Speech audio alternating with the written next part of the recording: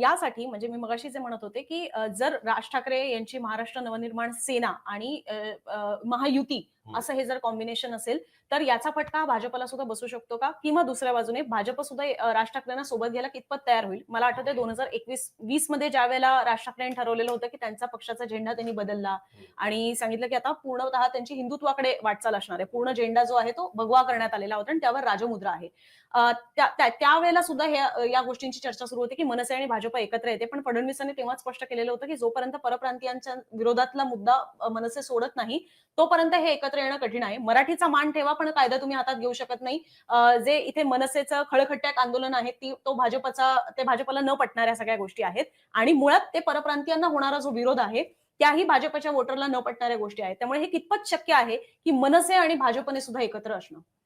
म्हणजे कसं आहे ना, की जेव्हा युती करायची नसते तेव्हा 100 कारणं असतात आणि युती करायची असते तेव्हा एकच कारण पुरतं.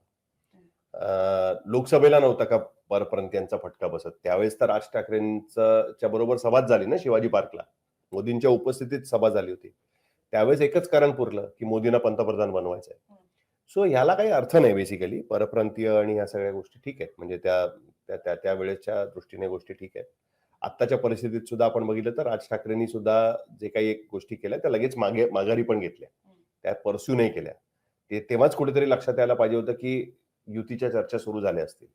त्या दिवशी त्यांनी शिवाजी पार्कवरनं भाषण केलं. त्याच्यामध्ये शेवट करताना त्यांनी आम्हाला करायचंय अंडरस्टँडिंग हेच सांगितलं ना शेवटी त्याच्यामध्ये. बाकी गोष्टी त्यांनी सांगितल्या, पण शेवटी दरवाजे उघडे ठेवले होते त्यांनी.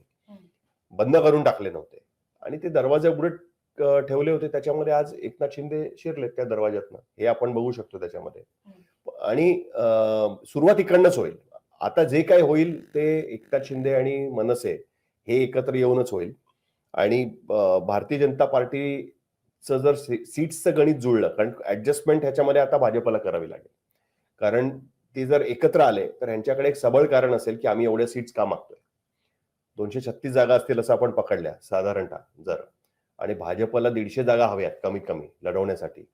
अशा परिस्थितीमध्ये उरतात 100 पेक्षा पण कमी जागा. त्याच्यामध्ये एकनाथ शिंदेनी जर 60 जागा लढवल्या, 50-60 जागा लढवायच्या असतील, तर मनसेला पण एक 20-25 जागा तरी त्यांना कमीत कमी द्यायला लागतील. सो आता सीट्स वरती सगळं अडणार आहे. तरी सुद्धा काही काही ठिकाणी फ्रेंडली फाईट्स होऊ शकतात.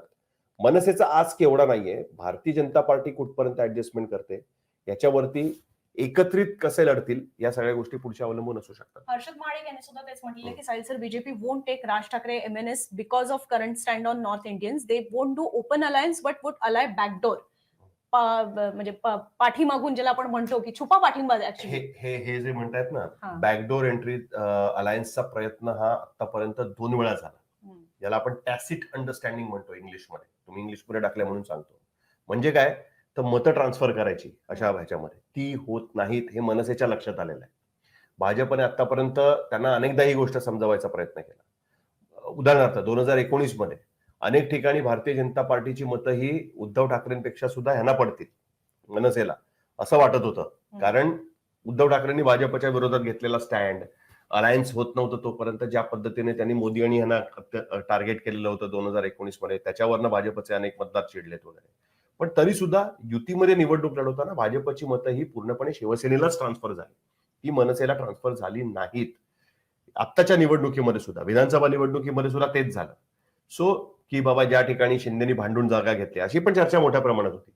पण अशा पद्धतीने मतं ट्रान्सफर होत नाहीत हे लक्षात आलेलं आहे. त्यामुळे त्यांना जे काही करायचंय ते ओपनलीच करावं लागेल. उत्तर भारतीय मतं काही फक्त मनसे बरोबर आली आहे म्हणून आता भाजपला आम्ही मतदान करणार नाही, आम्ही काँग्रेसला मतदान करू, एवढं सोपं नाहीये ती गोष्ट. शेवटी मुंबईतले उत्तर भारतीय हे उत्तर भारताकडे बघून मतदान करतातच असं नाही. त्या भागातला पक्ष कुठल्या गोष्टीसाठी मतदान करतोय, कुठल्या मुद्द्यावर मतदान करतोय, हा सुद्धा एक महत्वाचा मुद्दा राहतो त्याच्यामध्ये. त्याच्यामुळे आपण बघितलं पाहिजे की ते कसं होतं. मला वाटत नाही की टॅसिट अंडरस्टँडिंगने काम होऊ शकेल आणि मनसे तो गेम करणार नाही. त्यांना जर शिंदेकडनं बेटर डील मिळालं ते ताबडतोब ते डील ऍक्सेप्ट करतील आणि त्यांच्याबरोबर अलायन्स सील करतील. बाकी पुढच्या ज्या काही भाजप बरोबर चर्चा करायच्या त्या एक चंकच्या स्वरूपामध्ये शिवसेना मनसे त्याच्यामध्येच भाजप बरोबर चर्चा होईल. ऍटलिस्ट मुंबईसाठी तरी तीच गोष्ट होईल. ठाण्यासाठी कदाचित मग आता जर भाजपनेच अलायन्स नाही केलं तर शिंदे मनसे ही ऑफिशियल अलायन्स सुद्धा तिकडे होऊ शकते. माझा तोच पुढचा प्रश्न होता की भाजपला काहीही केलं यावेळेला त्यांचा महापौर हा मुंबई महानगरपालिकेवर बसवायचा आहे. त्यांनी आधीपासून अगदी स्पष्टपणे सांगितलेलं आहे. म्हणजे त्याच्यात कुठले इफ्स अँड बट्स पण नाहीयेत की असं झालं तर करू वगैरे वगैरे. डायरेक्ट त्यांच्या नेत्यांकडनं ही माहिती देण्यात येते किंवा त्यांच्याकडनं असं दावा करण्यात येतो की मुंबई महानगरपालिकेवर आता पुढचा महापौर हा भाजपचा असेल, भगवा आमचाच फडकेल हे त्यांनी सांगितलेलं आहे. मुद्दा त्याच्यामध्ये येतो की जर असं करायचं असेल तर तुम्हाला तेवढ्या जास्त जागा लढवाव्या लागणार आहेत. तर तसं जर करायचं असेल तर त्याच्यामध्ये आधीच हा प्रश्न होता की शिवसेनेला कशा पद्धतीने ते अकोमोडेट करू शकतील. एक वेळेस राष्ट्रवादीसोबत युती होणार पण नाही. अजित पवारांना सांगितलं जातील की इकडे तुमचा तेवढा प्रभावच नाहीये, त्यामुळे कदाचित त्यांच्या होणार नाही, त्याऐवजी मनसेला सोबत घेतलं जाऊ शकते. या सगळ्या गोष्टी ठीक आहेत, पण मुळात भाजप आणि शिवसेनेमध्ये जागा वाटप कसं होईल यावरच जर रस्सीखेच सुरू असणार आहे. कारण शिवसेनेला सुद्धा अर्थात हवं असणार आहे की मुंबई महानगरपालिका ही आपल्याकडे यायला हवी, त्यामुळे त्यांना सुद्धा जास्त जागा लढवायच्या असू शकतात. अशामध्ये आणखीन मनसेला अकोमोडेट करायला स्कोप कुठे, त्याच्यामध्ये जागा कुठे राहिलेली आहे की ते मनसेला सुद्धा अकोमोडेट करू शकतील? नाही, याच्याबद्दल अत्यंत अनअम्बिग्युअस असं स्टेटमेंट आहे फडणवीसांचं की मुंबईमध्ये आम्ही अलायन्स करणार आहोत, कारण त्याच्याशिवाय पर्याय नाहीये. मुंबईमध्ये किती झालं तरी सुद्धा it will be a risk taking thing. आत्ताच्या परिस्थितीमध्ये ही रिस्क घ्यायची वेळ नाहीये. तू एक लक्षात घे, नेहमी भारतीय जनता पार्टी रिस्क तेव्हाच घेते जेव्हा त्यांना त्या बाबतीतला पूर्ण कॉन्फिडन्स असतो किंवा त्यांना राजकारण बदलायचं असतं त्यावेळेस. तू बघ ना, 19 मध्ये सुद्धा लोकसभा निवडणुकीमध्ये फेब्रुवारीमध्ये त्यांनी शिवसेनेबरोबर अलायन्स केलंच शेवटी ना. आता विधानसभा निवडणुकीमध्ये शिंदेना, लोकसभा निवडणुकीमध्ये सुद्धा आपण बघितलं की शिंदेचा हट्ट अगदी शेवटपर्यंत त्यांनी खेचून घेतला, तरी सुद्धा त्यांनी शेवटी नाशिकची जागा सोडलीच शिंदेना. दक्षिण मुंबईची जागा शेवटपर्यंत ताणून धरली आणि शेवटी सोडलीच त्यांनी शिंदेना. सो अंडरस्टँडिंग त्यांना माहितीये की कधी केलं पाहिजे आणि त्याच्यानुसार त्यांना माहितीये की मुंबई महानगरपालिकेमध्ये त्यांना अंडरस्टँडिंग करावं लागेल. ही गोष्ट खरी आहे की सपोज जर त्या एकदम कमी सीट्स तर घेणार नाहीत की 100 जागा आम्ही घेतो आणि तुम्ही 136 लढवा, असं नाही करणार. त्यांचा फार मेजर चंक असणार जागांमध्ये. ज्या पद्धतीने विधानसभेत आपण बघितला 160 पर्यंत जागा भाजपने लढवल्या होत्या, त्याच पद्धतीने याही अलायन्समध्ये त्यांचा मेजर चंक असेल.